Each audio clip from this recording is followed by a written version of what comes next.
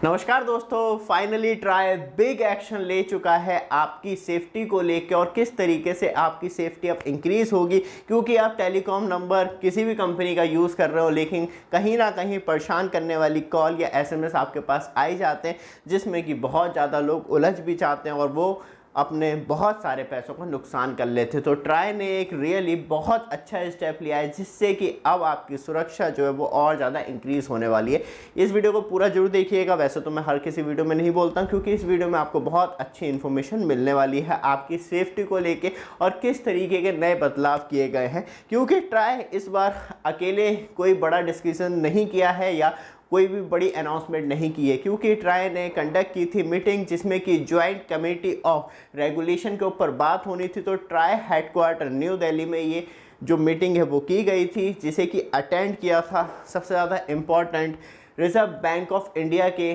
जो रिप्रेजेंटर है उन्होंने, security and exchange board of India SEBI ने भी, और मिनिस्ट्री ऑफ कंज्यूमर अफेयर और डिपार्टमेंट ऑफ टेली कम्युनिकेशन की बात करें और मिनिस्ट्री ऑफ होम अफेयर और कुछ स्पेशल इन्विटीज़ थे जो कि बुलाए गए थे और इसके ऊपर चर्चा की गई किस तरीके से जो लोगों के पास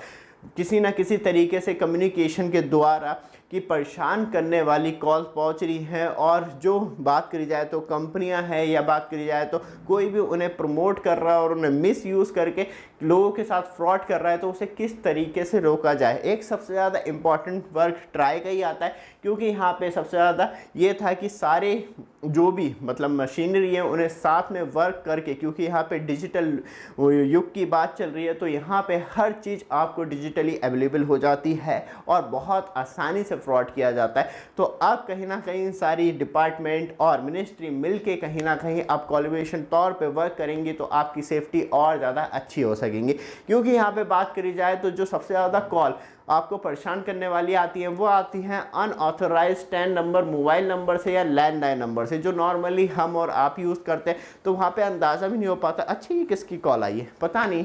तो वहाँ पे आप रिसीव करते हैं तो वहाँ पे वो आपको ऑफर देने लगता है या किसी ना किसी तरीके से उलझाने की कोशिश करता है। बट आप हमारे चैनल पे फर्स्ट टाइम आए, चैनल को सब्सक्राइब, वीडियो को लाइक जरूर कीजिएगा रेगुलर अपडेट के लिए। और इसी वीडियो डिस्क्रिप्शन में आपको हमारे व्हाट्सएप ग्रुप और चैनल मिल जाएगा जिस पे कि आप रेगुलर ज्वाइन हो सकते हैं रेगुलर अपडेट के लिए। क्योंकि यहाँ पे इंपॉर्टेंट है, सबसे बदनाम सीरीज जो थी, जो मतलब बात की जाए तो कंपनियों की कॉल आती थी वो 140 थी, तो इसे पहले ही कंसीडर कर लिया गया था। तो अब फाइनलाइज जो कर दी है 140 सीरीज वो प्रमोशन के लिए कर दी है, जो कि टेलीकॉम कंपनियां अलग अलग कंपनियों के प्रमोशन के लिए जो नंबर यूज़ करेंगे वो 140 जो कि आपके पास कॉल आएगी वो अब 140 से कॉल आएगी, तो मतलब वो प्रमोशन कॉल है। अब इंडिविजुअल एक पार्टिकुलर सीरीज़ निकाल दी है जिसमें कि सबसे ज़्यादा प्रॉब्लम हो रही थी बैंकिंग सर्विस को कि वो कस्टमर के पास कॉल करे, अरे 140 से कंपनी को कि काट दो।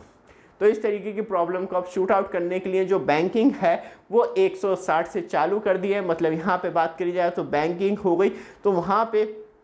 किस तरीके से आप इजीली आइडेंटिफाई कर सकें और वो ट्रस्टेड कॉल होगी कि 160 नंबर सीरीज से जो आ रही है वो एक ट्रस्टेड बैंकिंग कॉल होगी। और यहाँ पे जो सबसे ज़्यादा इंपॉर्टेंट सेक्टर है, जैसे कि सबसे ज़्यादा जो फ्रॉड होता है वो होता है एसएमएस के द्वारा या कॉल के द्वारा, और सबसे ज़्यादा फेमस जो सेक्टर है वो है बैंकिंग, फाइनेंस सर्विस हो गई, इंश्योरेंस हो गई। तो इस तरीके की प्रॉब्लम को किस तरीके से रोका जाए, तो यहाँ पे जो बड़े बड़े डिपार्टमेंट हैं, जो बड़ी बड़ी कंपनियाँ हैं जो ऑलरेडी कंट्रोल करती है, तो उनके ऊपर जिम्मेदारी दी है। और इस सेक्टर से सबसे ज़्यादा जो मतलब फाइनेंशियली फ्रॉड होता है तो उसे रोकने की जिम्मेदारी दी है। और बात करी जाए तो जो भी टेलीकॉम सर्विस प्रोवाइडर है किसी भी तरीके से वो कस्टमर का वेरिफिकेशन कर रहा है तो उसके पास मतलब पहले क्या होता था, आप सीधे केवाईसी करवा के अपनी नई सिम ले लेते थे। अब आपके पास मतलब आप नई सिम लेते हैं तो ओटीपी आएगा और उसे आप ओटीपी शेयर करेंगे। और सबसे अच्छी बात यह है कि कोई आपका ओटीपी चुरा भी लेता है तो आप तब भी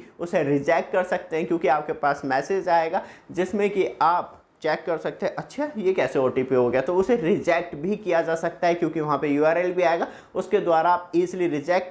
करा जा सकता है कस्टमर के द्वारा। मतलब आपकी बिना जानकारी के कोई भी नई सिम आपके ऊपर नहीं निकाली जाती, क्योंकि पहले ये केवाईसी के द्वारा हो जाता था कि अरे सर धोखे से हो गया, क्योंकि अब पार्टिकुलर आपको एक प्रॉपर मैसेज आएगा जिसमें कि मालूम चल जाएगा कि हाँ कि मैंने कोई सिम ली है तो मेरे नाम पे है या नहीं है, और नहीं है तो आप रिजेक्ट कर सकते हैं। मतलब आपके ऊपर अब पावर ज़्यादा दे दी है, पहले टेलीकॉम के ऊपर ही थी, और बात करी जाए तो जो मिसयूज़ करते थे उनके पास पावर ज़्यादा थी। बट अब कस्टमर OTP वेरिफिकेशन कर दिया है तो वहाँ पे और ज़्यादा सख्ती देखने के लिए मिलेगी। और जो भी आपके पास URL मतलब कोई लिंक आ रहे हैं या APK एप्लीकेशन आपको दी जा रही है या OTT लिंक दिए जा रहे हैं और उस पर कभी भी आप ईज़िली कॉल कर लें, तो वहाँ पे अब आपको प्रॉपर मेंशन होगा ऊपर जो नंबर से या किसी कंपनी के नाम से मैसेज आते थे अब वो नहीं होगा। बाकायदा कॉल बैक नंबर आपको देखने के लिए मिलेगा टेम्पलेट पे, मतलब ऊपर के साइड, जिस पे कि आप कॉल बैक या कहीं ना कहीं रीलिंक कर सकें कि ये क्यों आए मेरे पास।